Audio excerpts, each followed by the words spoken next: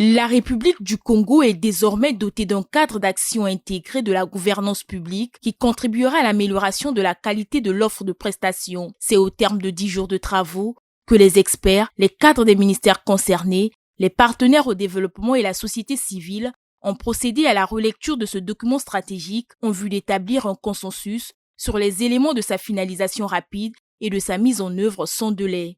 Ce document a été examiné, amendé, corrigé par des grands commis de l'État qui sont dans cette salle, à ce que nous ayons un document de référence. Nous sommes convaincus qu'en adoptant l'approche de cadre d'action intégré de la gestion publique, le Congo pourra, au cours des prochaines années, améliorer son classement dans les différents index de la gouvernance, la qualité du service public, le climat des affaires et les performances de l'État. Ce cadre d'action intégré de la gouvernance publique se veut être un outil visant à renforcer le contrôle dans la mise en œuvre des politiques publiques et d'accroître l'efficacité de l'État.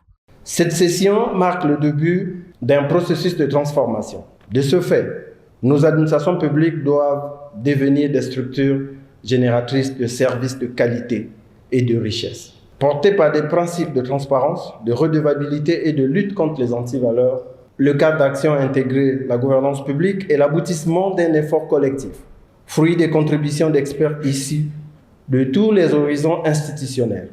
Il identifie les actions indispensables à la mise en œuvre concrète de la gouvernance publique dans notre pays. L'élaboration du cadre d'action intégré de la gouvernance publique bénéficie de l'appui du Programme des Nations Unies pour le développement PNUD et de la Commission nationale de transparence et de responsabilité dans la gestion des finances publiques.